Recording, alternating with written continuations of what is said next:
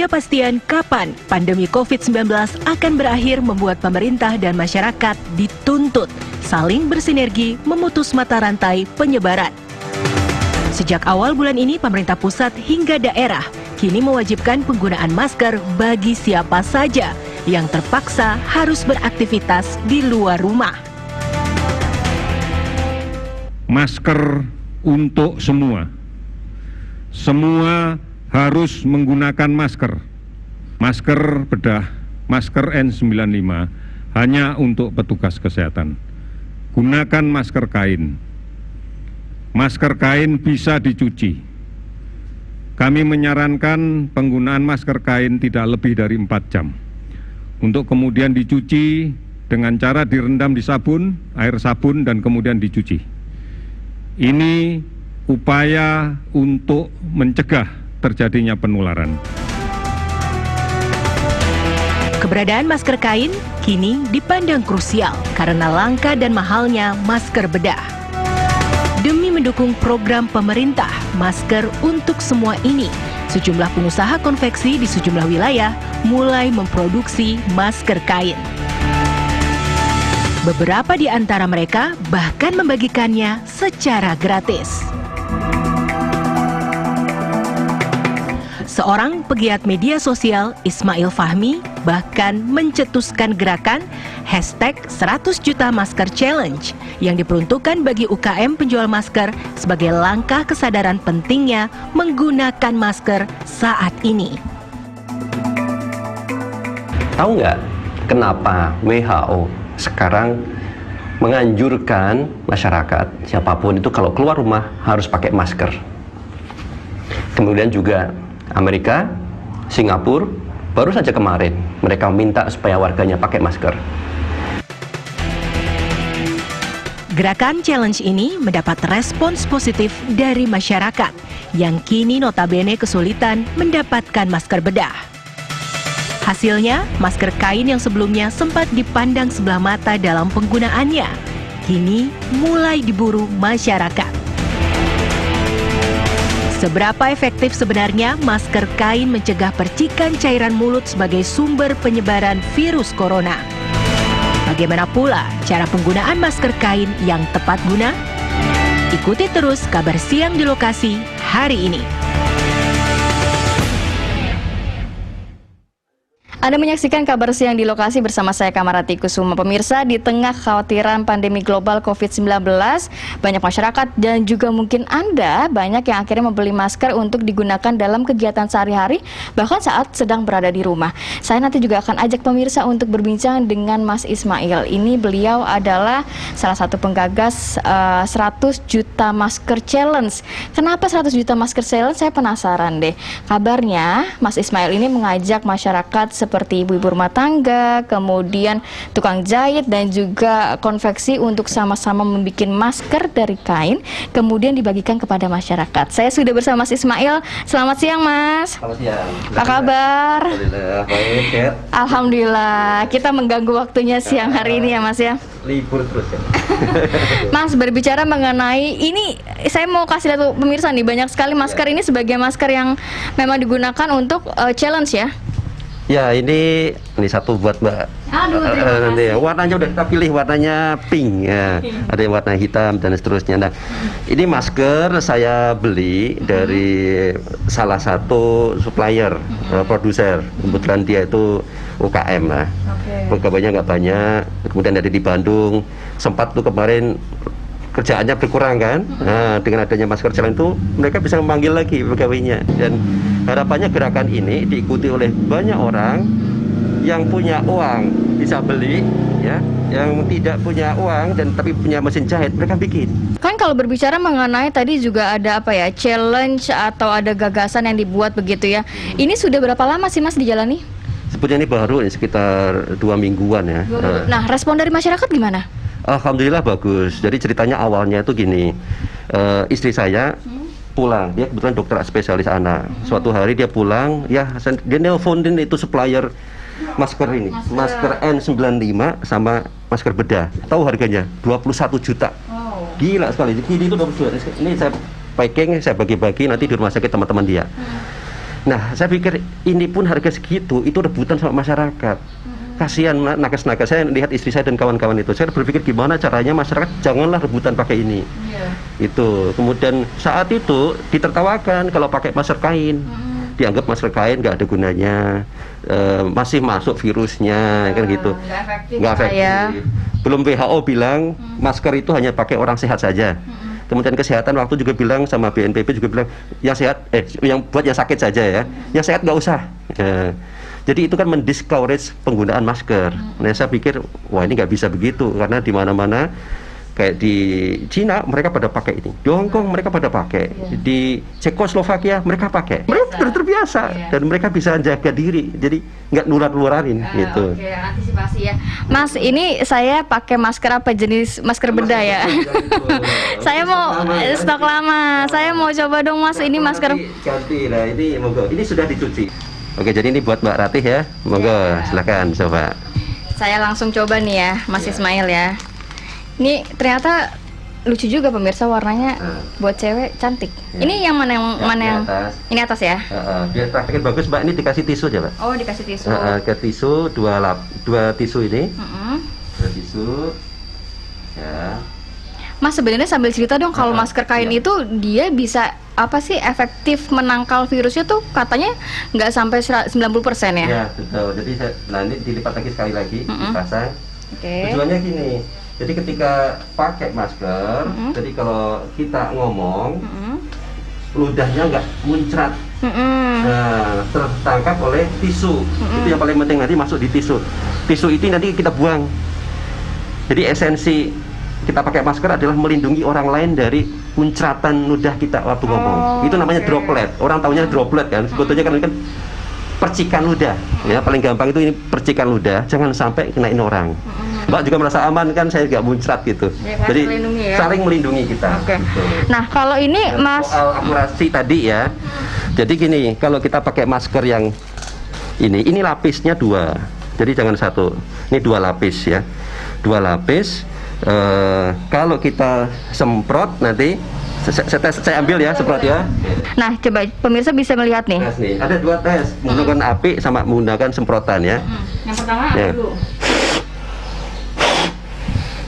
Oh, kalau misalnya memang nggak mati, berarti tidak ada udara yang keluar. Nggak kuat keluarnya, tapi kita masih bisa bernafas kan. Nah, ada tes yang berikutnya pakai ini. Ini kalau kita muncrat nih, ini kan kelihatan ya, ini muncrat. Nah, kalau saya tahan ini, nggak keluar kan? Nah, aman. Padahal ini belum pakai tisu. Ditambahin tisu gunanya apa? Supaya ini gampang. Jadi kalau seandainya ini kita pakai setiap hari, ini tisunya bisa diganti-ganti gitu. Pakai tisunya dibuang.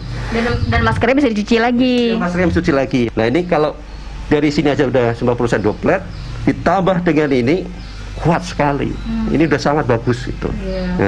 Cuma saya nggak bisa rekomendasikan, tidak direkomendasikan untuk medis. Medis harus menggunakan yang ini atau yang N95 itu. Ya, ini untuk masyarakat sudah cukup bagus. Nah, Mas, kalau berbicara mengenai challenge-nya atau gagasannya ini, sejauh ini sudah berapa banyak yang akhirnya disebarkan kepada masyarakat?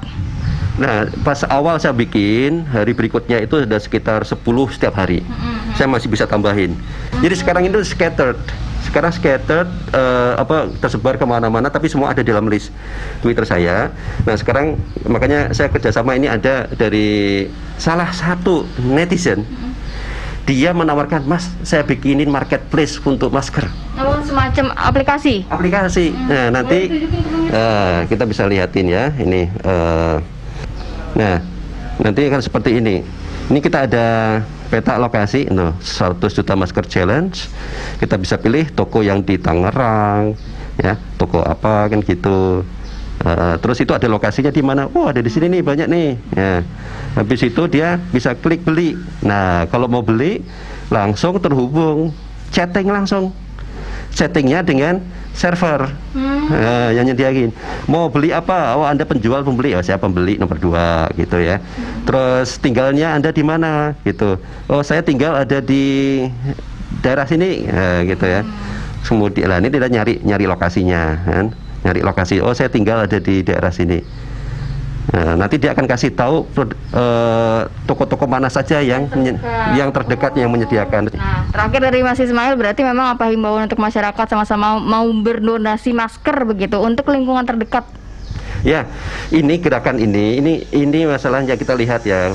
Tapi masalahnya kan masyarakat yang dari desa, dari kota ini udah kemana-mana udah selalu nyebar itu. Dan mereka bawa penyakit, itu benar bawa penyakit. Nah, ini masyarakat harusnya dari kota sampai desa, mereka semua pakai masker. Saya udah kirim kemarin itu sekitar 200 ke bapak saya. Pak, tolong dibagi ke tetangga, paling nggak menyelamatkan sekitar bapak saya ini kan semuanya pada pakai masker. Nah, itu akan membantu mereka. Jadi kalau mereka ternyata sakit yang dari Jakarta, yang sakit pun pakai masker, saudaranya pakai masker, semuanya pakai masker, ketemu pakai masker, dan nanti akan setelah masa tertentu nggak ada virus lagi, virusnya udah mati, harapannya gitu. Tapi kita udah mempertahankan diri dengan ini semua. Jadi mulai dari diri sendiri untuk memang menggunakan masker, kemudian kalau memang ada uang lebih bisa berdonasi juga untuk lingkungan terdekat begitu ya, itu poin penting ya. Pemirsa, nanti saya akan tetap ajak Anda satu segmen lagi untuk di Kabar Siang di lokasi, tapi kemana? Tetap bersama kami.